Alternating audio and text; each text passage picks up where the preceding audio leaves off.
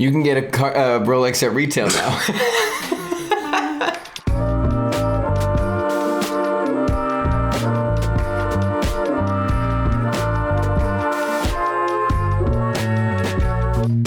What is up, Watch fam? I am Christian, the curator of the Theo and Harris Vintage Watch Shop. My name is Michael, and this video is sponsored by ZBiotics. July 5th, you need some ZBiotics. I definitely need ZBiotics right now. More on them later. What are we talking about today? Today is a bit of a smorgasbord because we're talking about everything. One, obviously, we have to talk about the Rolex market because a lot of things have been coming out saying, hey, I got a Rolex at my AD. I walked in and got it. And it's been on YouTube, it's been on Reddit, it's been on comment sections of different websites, but we have some information that doesn't really kind of line up with that. Yep. We'll talk about the Moon Swatch, because very importantly, we're not going to talk about the new release. We're going to talk about the shift that the watch world, I think, is having trouble grasping. Ming came out with a new watch, and then the Cartier. My least favorite Cartier of all time. Really? It's the stupidest Cartier ever. Wow. Okay, well, that's the list. Let's do it. Let's do it. Okay, so first off, you said and I've seen it too, but more people have been getting the call from Rolex. Yes, I've seen it on Reddit. I've seen YouTube videos about it where people are like, hey, I just walked in and I got the watch. Yeah. Well, not even the call. Just I walked in and got the watch. Wild. I've seen the same thing. I've heard the same thing. I haven't really heard it about the super hard to get pieces like Daytonas and things like that. Of course. But I have heard it with like more and more desirable OPs, and Datejusts. But you know what's crazy? Like I have a friend that waited 6 months for a lady Datejust and then paid $16,000 for it. Yeah, she bought a two-tone, I think, with rose and a diamond dial. And I was like, wow, that's a lot of money. I could have got you a 16014 and for $6,000, and like it's not the new one is not that much better, and you wouldn't know the difference. Right, you'd have no idea. It's crazy. Did you hear John Mulaney's stand-up joke where he says he went into an AD, bought a Rolex, and then flipped it? Yes, I did hear that. There was so many things like because he wanted drug money, right? Yeah, exactly. Yeah. But going through his joke, good. I was sitting with Taylor and I was like, that watch doesn't exist. He's like, I bought a rose gold this watch for like $16,000 or whatever. Apparently he bought a woman's watch or something like that. Yeah. I don't know. The whole story, I was like, that doesn't sound like It is kind of wild. If you were to walk into a Rolex AD right now and get a watch, what watch would you like to get? Like really, realistically speaking, don't say, I was gonna say, but and you'd have to buy it. Like don't don't say Rainbow Daytona if you wouldn't actually put $140,000. I don't even want a Rainbow Daytona. Oh, okay. You're like, it's weird because that's what I would have got. Yeah, okay.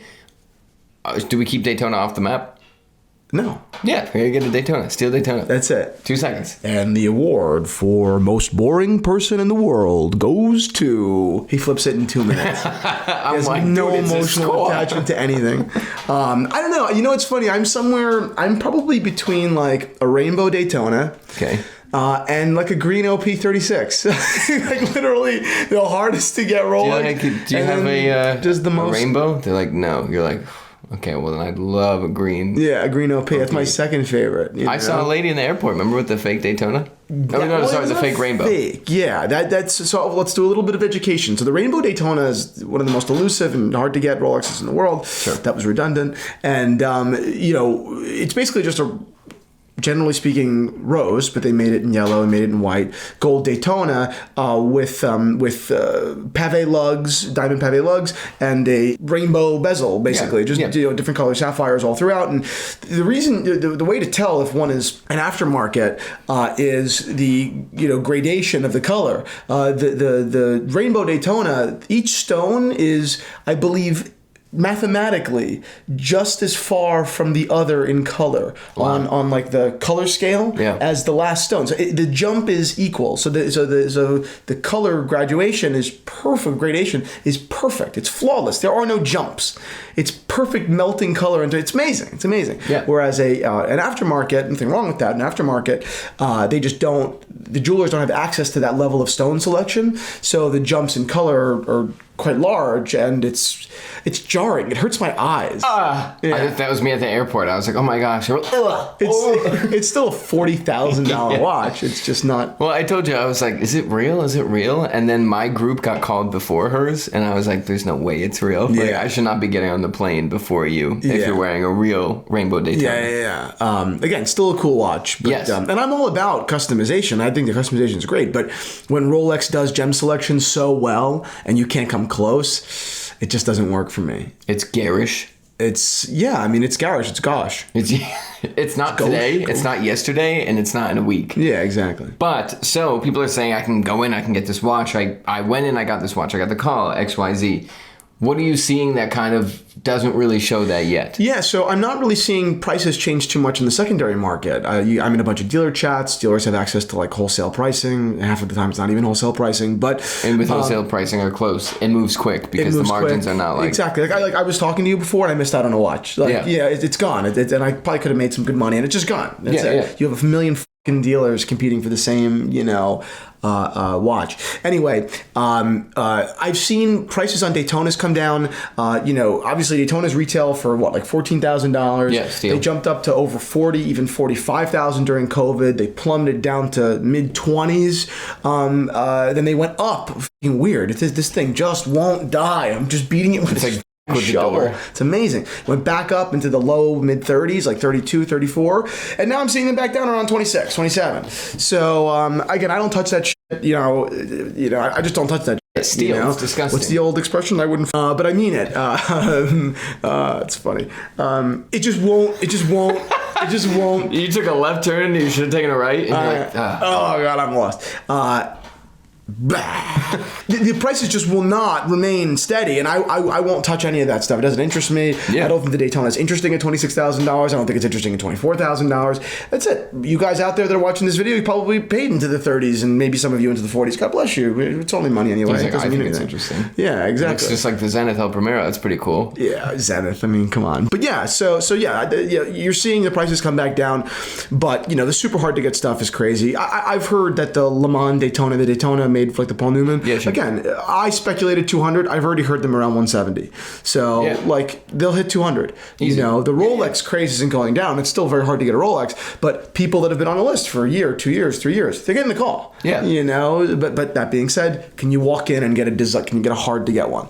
Probably not. Not unless you're John Mulaney. But you probably can get a good one right now. Yeah. This video is brought to you by ZBiotics, and it is also the 5th of July, so a lot of people could have probably used ZBiotics yesterday. Including me. I love ZBiotics. I use it all the time. ZBiotics is a pre-alcohol probiotic, something that I drink before going out to ensure that my next day will be much more pleasant than it would have been otherwise. Yes, it was invented by PhD scientists to tackle rough mornings after drinking. Yeah, and it's interesting. The science behind it is interesting because what happens when you drink is you end up with toxic byproduct in your gut, and it's that toxic byproduct that gives you a really, kind of just queasy feeling the next day in the morning specifically, which is really just, it makes you really not even want to have a drink the night before.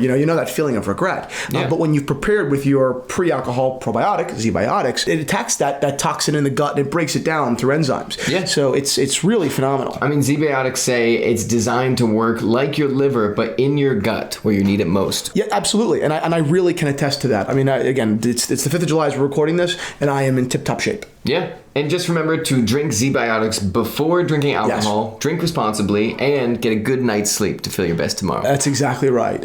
It makes the entire experience much more pleasurable, right? You don't have to be worrying about that miserable next day. Yeah. Order ZBiotics today to make the most out of your summertime barbecues, weddings, vacations, etc. Yeah, go to zbiotics.com/Theo and Harris or scan the QR code on the screen right now to get 15% off your first order when you use Theo and Harris at checkout. I highly recommend you do. Moon Swatch, and we don't have to talk about the release. They put strawberries on the seconds hand. I didn't look up why. I didn't care as to why. Who cares? I just read the comments and everybody was annoyed. But I think it's finally time for... Oh, you're wearing a Swatch really quick, by the way. Yeah, I'm wearing a beautiful Swatch Neon. I love this watch. Yeah, it's pretty fresh. Yeah. I think it's finally time to accept that the Moon Swatch originally... It's just like the Apple Watch. When the Apple Watch was first released, everybody in the watch world was like, freaking out. And then in like the first year, second year, everybody was like, yeah, that's not in our world. Right. Do you know what I mean? And now it's like, Hodinkee was doing reviews on the Apple Watch for a while. Right. Then all of a sudden it was like, no, it's not that.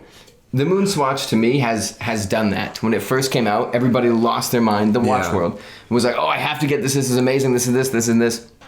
We lost it. It's not our thing anymore. It's basically Legos. Right. It's like if someone had a Lego watch, you would be like, that's interesting. Yeah. And then you don't care. It's the stupidest thing now. They really ruined it. I don't understand why. I just don't get it. I think it's shifting, like it hit the early adopters or the passionate people first. Yep. And now it's just mother and father, son, whatever, they go out and they get Which those is watches. cool. My only point is this: I still love the moon swatch. It's cool in the different colors. I just don't know why they did it in gray and then in black and then proceeded to make it in those colors, like in gray and black, and then just small variation with a second hand. It just makes no sense to me. That part's the weirdest part. Okay, you went from being so creative and fun to being incredibly boring. Yeah. Okay, cool. We just put stickers on the gold seconds in. And I think that any moon swatch owner that owns it in gray or in black, which are the colors that I don't understand, and they're cool watches, but the gray and black are, they're like Omegas. Like, Yeah.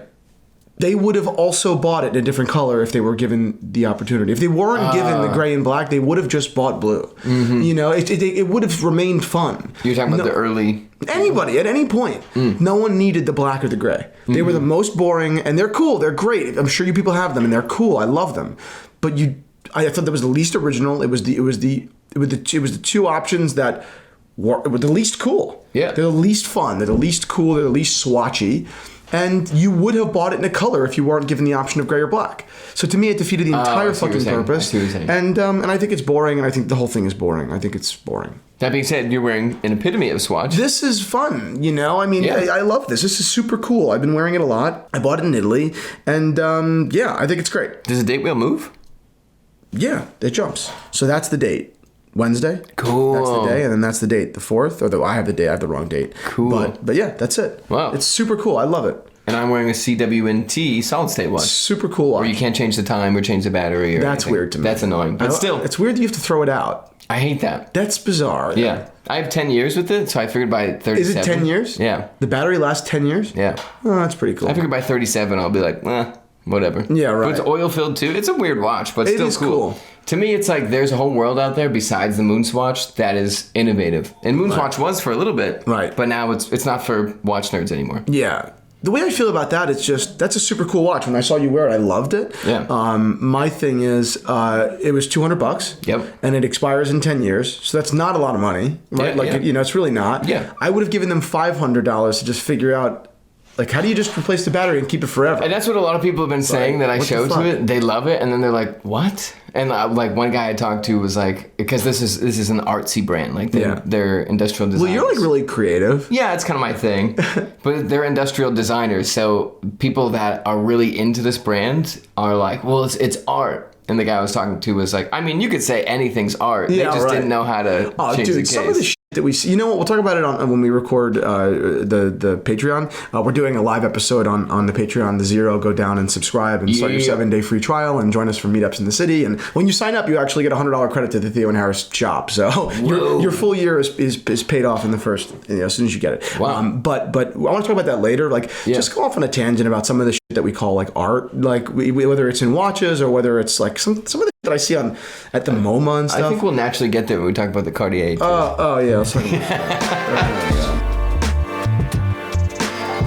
The Ming 37.05 Moon Phase Series 2. What a cool watch. I love Ming. You said Ming had one issue that people don't forgive? Yeah, Ming had like one like quality control issue at some point, one of their releases, and apparently they got a little short with one of their clients, a little nasty. Oh. I don't know. I wasn't really there for that. I don't care. But every time I see a Ming, I buy it. As long as it's a fair price, I buy it. Some of them go for like stupid crazy money, and they're actually kind of worth it, but it's just out of my price range for a watch that I don't. That's just fun to me. You know what I mean? Right, like I'm not going to spend $16,000 on a Ming. I'm just not. Right. But I love them under like $6,000, right? And most of them are way under $5,000. Well, how much is this? $5,000. I think it's a great price. I think it's an interesting watch. It's beautiful. Ming has design language that very strong.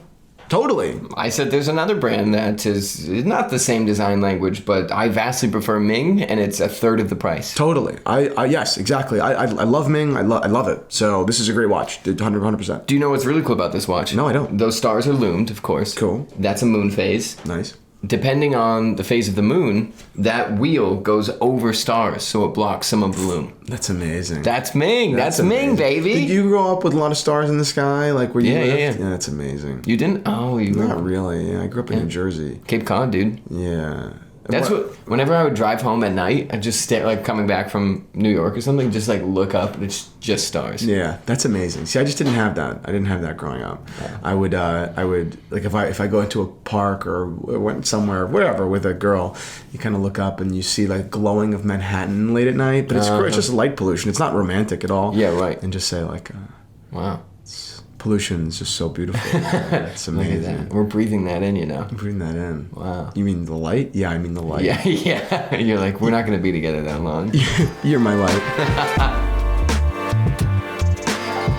Finally, your least favorite Cartier of all time. Tell me about this. And also, if you know how to pronounce it, you can say the name of it first. I don't know. I don't care. I don't know. And I don't care. That's it. I could try, but I'm scared. You know, I'm not ragging on you about it. I just think that, you know, okay, what's cool about it is there's one in yellow gold and, you know, I don't know. What is that, someone's face? Yeah. It looks like the face of someone that wouldn't like me. That's what it looks like. You know, that could be any face then. Yeah. I really thought you'd love this because it's Cartier doing something weird or having had done something weird. I don't know. So again, I will totally, as I always try to do, completely admit my own ignorance here. I don't know this guy. Okay. Back up. There's a race. It's 6,200 miles through the Sahara called the Paris-Dakar race. On motorcycle. On motorcycles, which is very cool. That is a very cool thing. Yes. Fine. And if you won a watch. And the watch was modeled... If you won back-to-back. If you won back-to-back, you want a watch. And remember when we used to wear Livestrong bracelets? Well, if you win back-to-back, you get a watch. And the watch, the model of the Cartier was... The case looked like the face with the headscarf of a native, right? Native worn by the Tuareg men native to the Sahara. Tuareg to me is an expensive VW, number one. And you remember that? You remember Tuareg? No. That was a nice car. I just don't wear, you know, things. People's faces. I don't wear people's faces. I think it's eerie. And I also feel like I feel like I want to know you now. Like I don't. Are they great? Are they this great tribe? You know, it's not like a brilliant interpretation of them. It's just that was going to be my big question, because what we praise Cartier for is interpreting things through the angle of Cartier. Yeah. And this is, to you, incorrect. It's so literal. It's literal. Too literal. It's reductive. What they should have done is, you know, in a very quick search of the Tuareg people, they've got, you know, traditional weapons. That could have been interesting. Maybe swords. You could have taken inspiration from, you know, I don't know. That's something. Yeah. Not as literal. I don't know. Okay, you know? Interesting. I don't know. This to me is stupid. It's a stupid watch. I also think it's small. It's really small. Is this not enough? This is too focused on real life object, not focus enough on watch? It's not. Yeah, I mean, it took no imagination. It took no imagination. That's it. And frankly, I think the Tuareg people. I don't know. I mean, was this an honor to them? Interesting. Did you? Okay, great. Thank you for making a watch. And a Belgian just drove his motorcycle across the desert and got a watch with my face on it. Yeah. It's like, okay. Great, as my grandfather would say, "Where's my royalties?" Yeah, right. You know what I mean? So I don't believe in it. Whether you're a Submariner guy or a 50 Fathoms guy or a Day-Date guy or an FP Journe guy, you've got to just take a step back and appreciate this history here. This isn't stuff you're going to find in a showcase. This is not mass-produced stuff, which is beautiful in its own right. I mean, this is treasure hunting.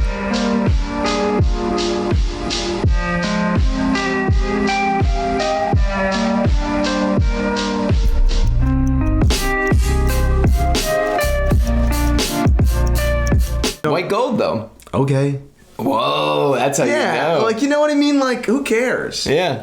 I also don't like the dial. I don't get it. Yeah. You will not, you know, you won't be catching me where it's weird. I think it's fucking weird. I think it's weird. It's eerie. Yeah. It's eerie to me. Yeah. You disagree or you agree? No, I think it's... Yeah. I've never liked the design of this watch. Oh my God. To the point where I was like, wow, that looks oddly like a human head. Yeah. I was like, but that wouldn't make sense. So it has to be something else. Like, I just haven't looked into the history of it. It's exactly what it is. Yeah. It's fucking weird. And no one will say that. You know what I mean? Yeah. Come on. Yeah. Come on. Not happening. Oh, and the last thing, you don't like the Pebble either. No, Right? I don't like the Pebble. Yeah, I find that one interesting. I really think don't. the Cartier Pebble's sweet. it's a cool. I mean, it's a cool watch. Ben has one. It looks good on his wrist, but I don't like it. Whoops. They were a lot lower for a little bit in their lifetime, you know? You know how I know? What are you saying? Pebbles. Cartier Pebbles They were lower? The price was a lot lower, like in our lifetime at one point. Are you teeing me up for a joke? No.